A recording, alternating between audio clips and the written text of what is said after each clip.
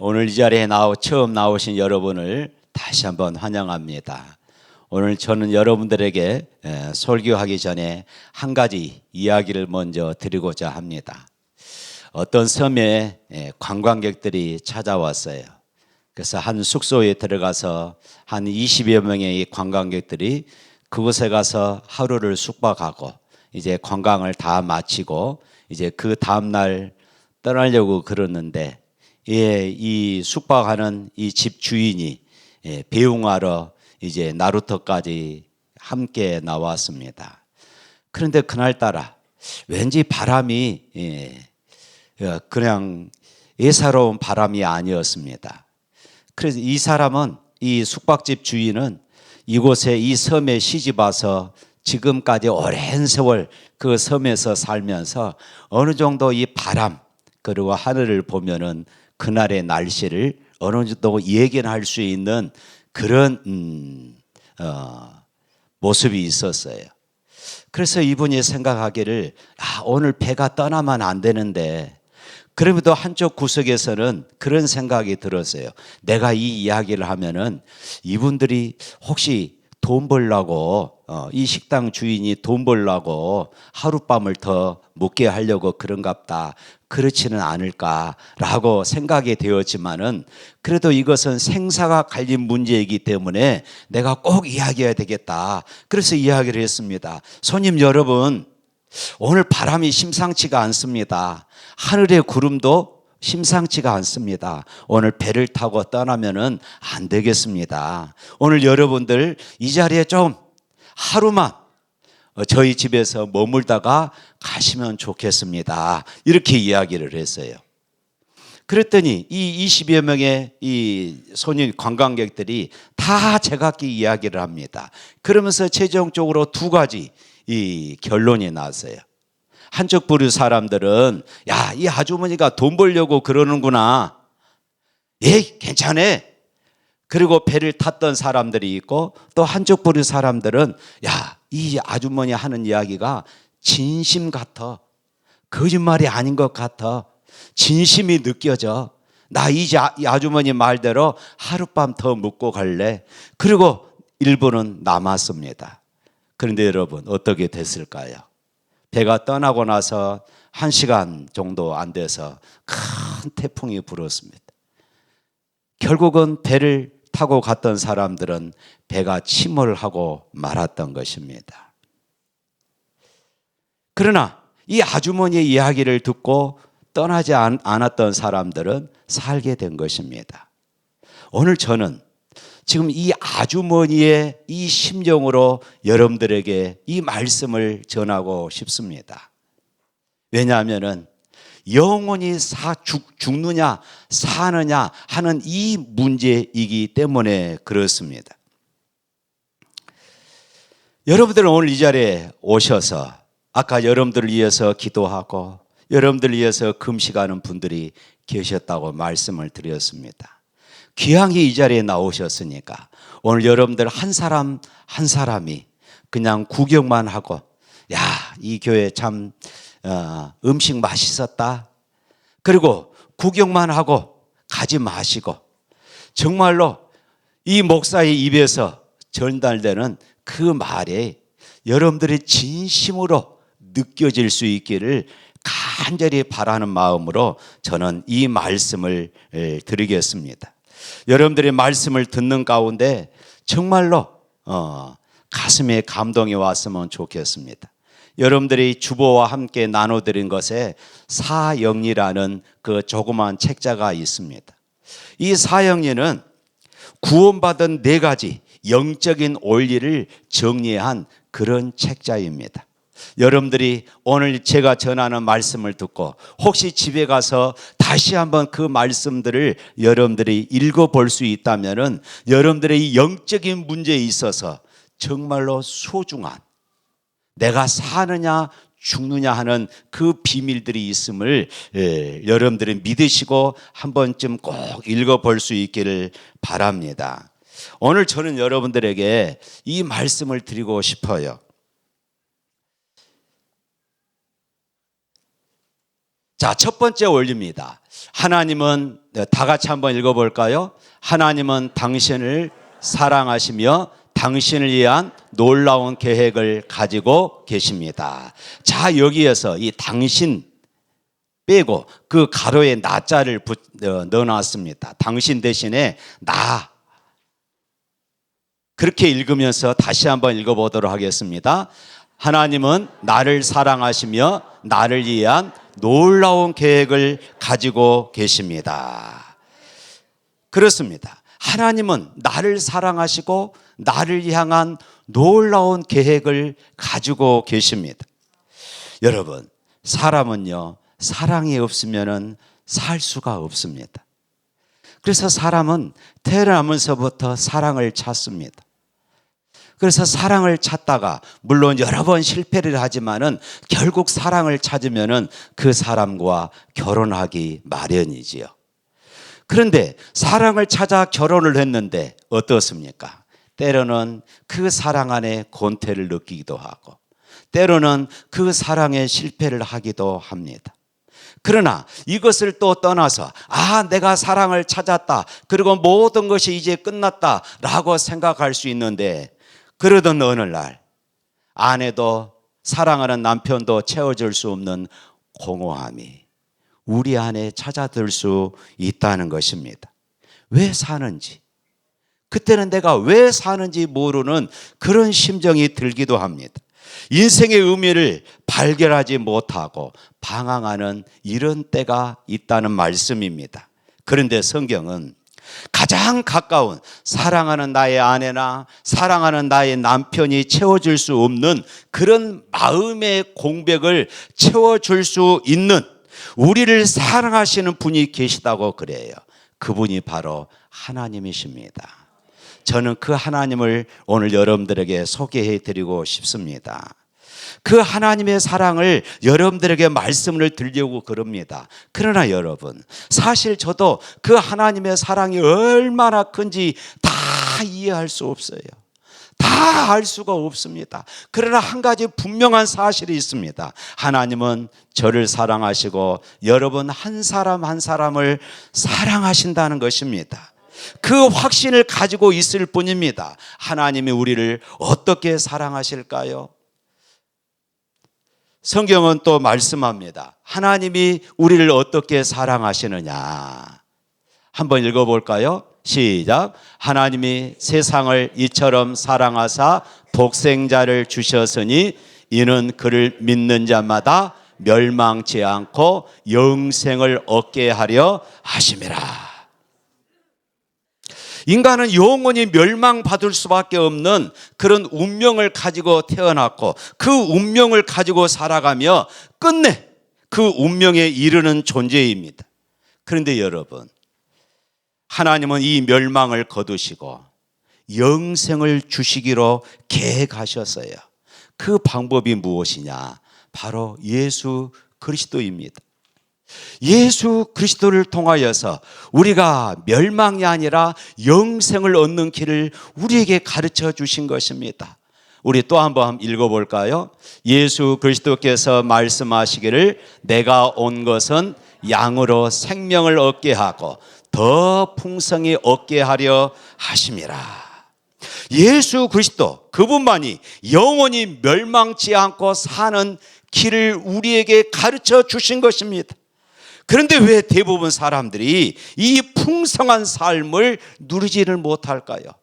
그 이유가 있습니다. 그 이유가 바로 제2원리에 나와 있는 것이에요. 자, 제2원리 한번 읽어보도록 하겠습니다. 사람은 죄에 빠져 하나님으로부터 떠나 있습니다. 그러므로 하나님의 사랑과 계획을 알 수 없고 또 그것을 경험할 수가 없습니다. 그렇습니다. 모든 사람이 죄를 범하였음에 하나님의 영광에 이르지 못한다고 성경은 우리에게 가르쳐주고 있습니다. 여러분, 모든 사람 중에요, 여기 서 있는 목사도 포함이 되어지고 여러분들 모두가 다 포함이 되어집니다. 인간은 죄로 태어났습니다. 목사님 무슨 말씀하세요? 저는 죄를 짓지 않습니다. 이렇게 말할 수 있어요. 그러나 여러분, 내가 무슨 윤리적이고 도덕적으로 무슨 죄를 지어서 죄인이 아니라 성경은 하나님과 단절된 것, 하나님을 모르고 산 것이 죄라고 분명히 말씀하고 있습니다. 그리고 그 죄의 싹은 죽음이라고 말씀하고 있어요. 그런데요, 이 죽음에는 세 가지 종류가 있습니다. 첫 번째는 영적인 죽음이에요. 마치 예쁜 꽃이 있습니다. 그 꽃을 잘라다가 꽃병에 이렇게 물을 넣고 그곳에 이제 아름답게 장식을 해놨어요. 그러나 여러분, 이 꽃병에 꽂아둔 이 꽃은 생명의 근원으로부터 단절되어 있다는 그런 모습이에요. 이것이 바로 영적인 죽음입니다. 두 번째 죽음은 육신적인 죽음입니다. 그 꽃병에 지금 들어와 있는 이 꽃은 결국은 어떻게 됩니까? 시들기 마련인 것이에요. 우리 인생이 그렇습니다. 우리 인생은 결국은 모두가 다 죽습니다. 여러분, 이 자리에서 나는 죽지 않습니다 말할 수 있는 분이 있습니까? 모두가 다 죽어요. 이것이 자연의 법칙입니다. 그런데 세 번째 죽음이 있어요. 영원한 멸망의 죽음입니다. 이제 꽃병에 두었던 그 꽃이 시들면 어떻습니까? 그것을 걷어다가 이제 아궁이에 던져버리지요. 마찬가지입니다. 우리가 하나님을 알지 못하고 하나님을 믿지 못하고 살다가 이제 우리가 죽으면은 마귀가 우리의 영혼을 거두어다가 이제 지옥에 던지는 것입니다. 영원한 죽음인 것이에요. 그것이 바로 지옥입니다. 한 번 들어가면 끝장입니다. 다시 나올 수가 없는 것이에요. 그래서 단테는 그가 쓴 신곡에서 지옥에 관해서 이렇게 이야기를 했습니다. 이곳을 들어가는 자는 희망을 버릴지어다. 하나님으로부터 심판을 받은 상태에서 영원히 사는 것이 영원한 죽음인 것입니다. 왜냐하면 성경은 우리에게 분명히 이렇게 말씀하고 있어요. 죄의 싹은 사망이다. 죄의 그 결과, 사람이 왜 죽느냐? 이 죄 때문에 죽는다는 것입니다. 이것이 우리 인간의 운명인 것이에요. 사람들은 이 죄 문제를 해결하고 하나님과 이 관계를 해결하려고 사람들은 많은 노력들을 합니다. 선행을 하고 때로는 철학을 하고 때로는 여러 가지 이 종교 방법들을 통하여 하나님과 이 관계를 좁혀보려고 노력을 합니다. 그러나 이것이 우리 인간의 운명입니다. 그래서 우리 한국 사람들 사주팔자 운명을 그렇게 좋아하는 이유가 여기에 있어요. 하나님과 이 신과의 관계를 좁혀보려고 사람들은 그렇게 몸부림을 치는 것입니다.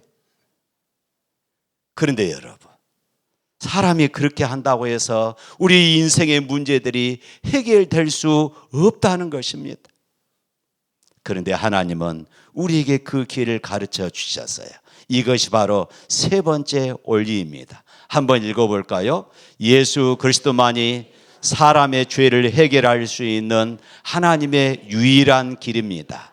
당신은 그를 통하여 당신에 대한 하나님의 사랑과 계획을 알게 되며 또 그것을 체험하게 되어집니다. 할렐루야. 도둑은요, 이 자기 죄를 스스로 벗지 못합니다. 공범도 그 죄를 스스로 벗지를 못해요. 그런데 우리 중에 죄인 아닌 사람이 없습니다. 모든 사람이 죄를 범했다고 말씀합니다. 자기의 죄, 남의 죄 어느 것도 담당할 수가 없어요. 석가모니나 공자나 소크라테스도 안 됩니다. 이 죄의 문제를 해결할 수 있는 유일한 종교가 있습니다. 기독교입니다. 세상 사람들은 왜 기독교가 그렇게 독선적이냐?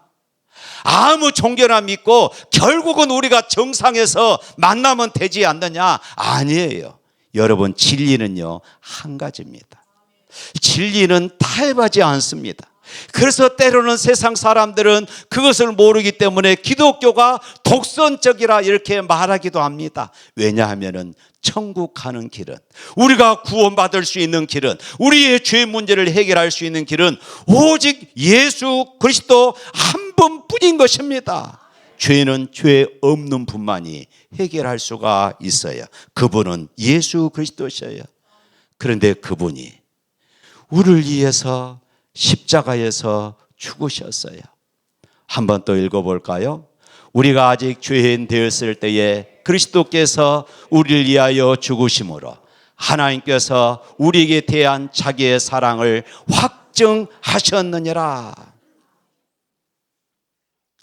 제가 이 말씀을 이해하기 위해서 한 가지 이야기를 또 해드리겠습니다. 어느 가정의 아버지와 그리고 불량스러운 아들, 그래서 이 아들이 아버지와 살지 못하고 밖에 나가 밖에서 떠돌며 그렇게 불량배로 살아가는 그런 아들이 있었습니다. 그런데 어느 날 깊은 밤에 누군가가 대문을 급하게 두드리는 소리가 들렸어요. 이 아버지는 잠을 자다가 버떡 깨서 대문을 열었더니 아들이 오랜만에 집에 찾아온 것입니다. 너무나도 반가워서 아버지는 이 아들을 맞이합니다. 아들아, 고맙다. 왜 인제서 돌아왔느냐? 이제 방에 들어가서 불 밑에서 보니까 이 아들의 손과 그리고 옷에는 피가 묻어 있는 것이에요. 자초지정을 들어보니까 누군가가 싸우다가 그만 그 친구를 칼로 찔러서 죽이고 말았다는 것입니다. 살인죄를 저지른 것이에요. 이 아버지는 큰일 났습니다. 그런데 그 순간 또 누군가가 대문을 급하게 두드립니다. 경찰들이었어요. 이 아버지는 이 아들을 어떻게 살릴까? 어떻게 이 아들을 살릴까 고민하다가 결국은 아들이 피 묻은 옷을 벗어달라 하고 아버지가 그 옷을 입고 아버지의 옷을 이 아들에게 입혔습니다. 그리고 이렇게 말합니다. 아들아, 너 한 곳에 가서 숨어 있어라. 그리고 경찰들이 이 아버지를 현행범으로 그렇게 붙잡아 갔습니다. 시간이 지나서 재판을 받고 이 아버지는 이제 사형 언도를 받았습니다. 사형대 앞에서 이 아버지는 편지 한 통을 간수에게 건네줍니다. 나중에 내 아들이 오면은 이 편지를 내 아들에게 전해주세요. 그런데 나중에서 이 아들이 아버지가 사형당한다는 이 소식을 듣고 그럴 수 없다고 쫓아갔습니다. 그런데 이미 사형이 끝나고 말았어요. 이 아들은 그 앞에서 나 때문에 내 아버지가, 죄 없는 내 아버지가 죽었구나, 가슴을 치면서 통곡을 합니다. 옷을 찢으면서 통곡합니다. 내가 죄인이었는데, 내가 살인자였는데 아버지가 나를 위해서 죽었노라고, 내가 이 불효자식이라고 통곡했어요. 그때 간수가 그에게 편지를, 아버지의 마지막 유품이라고 편지를 건네주었어요. 그 편지 내용은 이것이었습니다. 사랑하는 아들아, 아버지는 늙어서 이제 살면은 얼마나 더 살겠느냐. 그러나 나는 너를 사랑한다. 그래서 너를 대신해서 내가 죽는다. 너의 피 묻은 옷을 내가 입고 내 죄를 대신하여 내가 죽는다. 너는 내 깨끗한 옷을 입었으니 이제는 다시는 죄를 짓지 말고 바르게 살아가거라. 여러분, 이 아버지의 역할이 우리 예수님이 대신하신 것입니다. 예수님은 우리를 위해서 죽으셨다가 3일 만에 다시 부활하셨어요. 성경은 이것을 우리에게 증언하고 있습니다. 또 한번 읽어볼까요? 그리스도께서 우리 죄를 위하여 죽으시고 장사 지낸 바 되었다가 성경대로 사흘 만에 다시 살아나사 게바에게 보이시고 후에 12 제자에게와 그 후에 500여 형제에게 일시에 보이셨나니.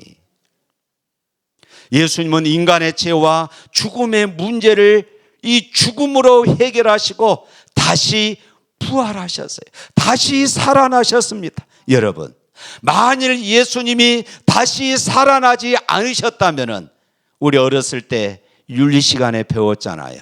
세계 3대 성인, 4대 성인이 누구냐? 만일에 예수님이 부활이 없었다면 예수님은 세계 3대 성인에 들어갈 수 있었으나 우리의 구원자가 되지 못했을 것입니다. 그런데 예수님이, 부활하신 예수님이 친히 우리에게 말씀하셨어요. 예수 그리스도만이 하나님께 이르는 유일한 길이라고 말씀하고 있어요. 또 한번 읽어봅니다. 예수 그리스도께서 말씀하시기를 내가 곧 길이요 진리요 생명이니 나로 말미암지 않고는 아버지께로 올 자가 없느니라. 할렐루야. 나로 말미암지 않고서는 아버지께 올 자가 없다. 하나님은 그의 아들이신 바로 이 예수 그리스도를 우리 가운데 보내셔서 내 죄를 위하여서 십자가에 죽으심으로 우리의 이 죄값을 다 지불하셨습니다. 그러고 나서 하나님과 우리 사이의 간격을 좁히신 것입니다.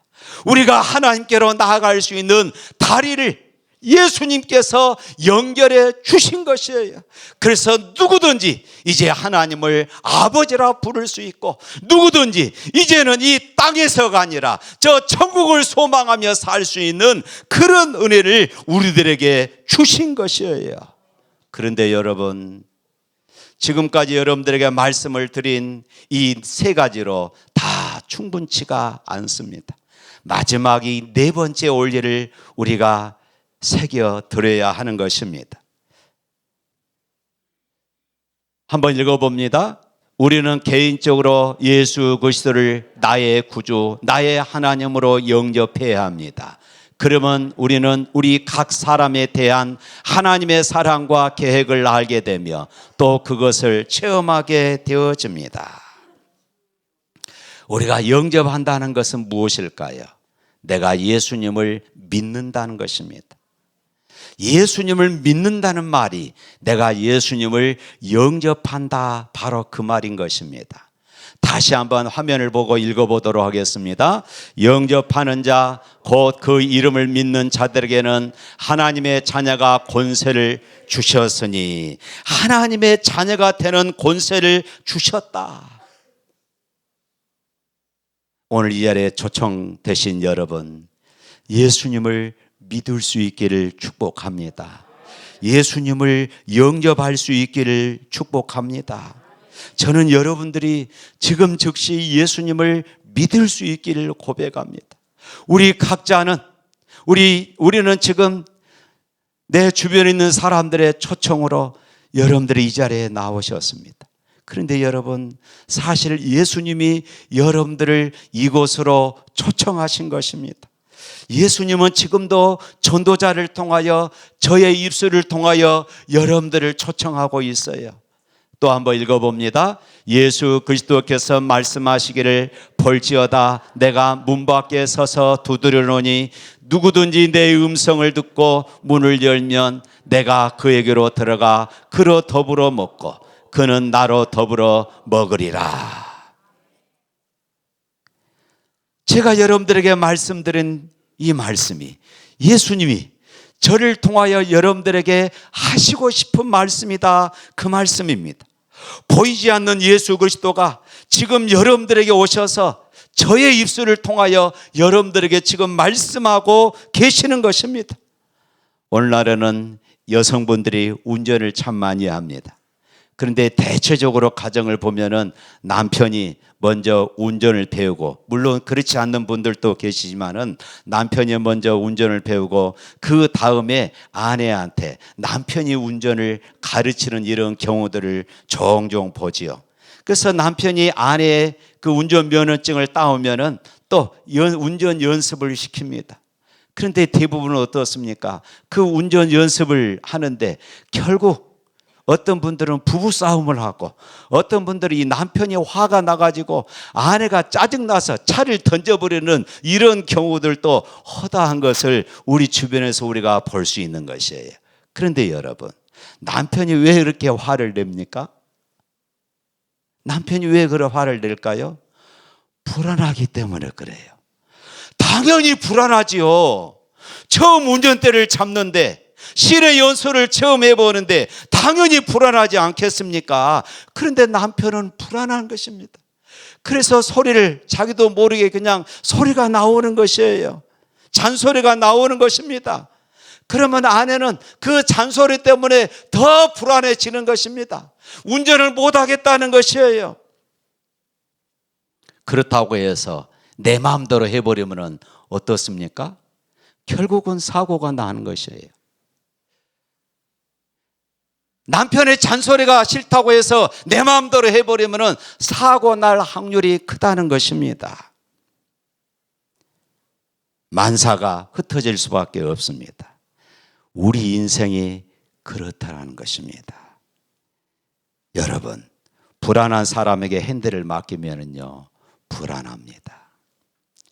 우리의 인생은 우리는 내일 일도 알지 못합니다.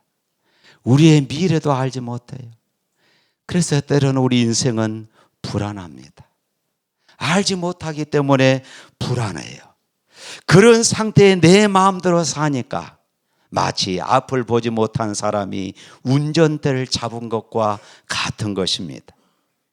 그래서 만사가 흩어질 수밖에 없어요. 그러나 내가 예수님을 믿으면, 내가 예수님을 영접하면 예수님이 내 인생을 책임지시고 이끄신다는 것을 믿으시기를 바랍니다. 의미 있고 가치 있는 삶을 살게 되어지는 것이에요. 여러분, 이 둘 중에 어느 것을 여러분들은 선택하시겠습니까? 어느 것을 선택하는 것이 지혜롭다고 생각하십니까? 여러분은 바로 지금 이 자리에서 기도로 예수님을 영접할 수 있어요. 진실된 마음으로 예수님을 영접할 수가 있는 것입니다. 앞에 화면을 보고 한번 따라서 같이 한번 읽어보도록 하겠습니다. 사랑의 하나님, 나는 예수님을 믿고 싶습니다. 십자가에서 죽으심으로 내 죄값을 담당하시니 감사합니다. 지금 나는 내 마음으로 문을 열고 예수님을 나의 구주, 나의 하나님으로 영접합니다. 나의 죄를 용서하시고 영생을 주심을 감사합니다. 나를 다스려 주시고 나를 예수님이 원하시는 사람으로 만들어 주옵소서. 예수님의 이름으로 기도합니다. 아멘. 아멘. 우리 박수 한번 할까요?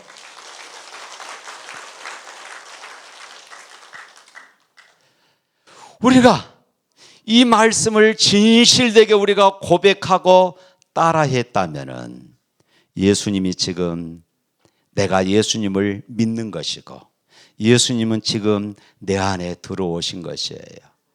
이제 여러분들 어떻게 해야 되겠습니까? 이제는 예수 믿는 사람다운 삶을 살아야 하는 것입니다. 그 첫 번째가 하나님의 말씀인 성경을 읽는 것이에요. 그리고 우리가 지극히 작은 일이라 할지라도 어려운 문제를 놓고 하나님 앞에 기도하는 것입니다. 하나님, 제가 아픕니다. 하나님, 우리 자녀들의 길이 어렵습니다. 하나님, 우리 자녀들의 길을 열어주세요. 얼마든지 이런 간단한 기도할 수 있지 않습니까? 그리고 여러분, 매주 우리 샘물교회로 나오시는 것입니다. 그렇게 해서 우리가 우리의 믿음이 성장하고 이제는 하나님의 자녀로 우리가 살아가게 되어지는 것입니다. 다시 한번 말씀드립니다. 하나님은 여러분 한 사람 한 사람을 사랑하시고 여러분들을 향한 놀라운 계획을 가지고 계심을 믿습니다.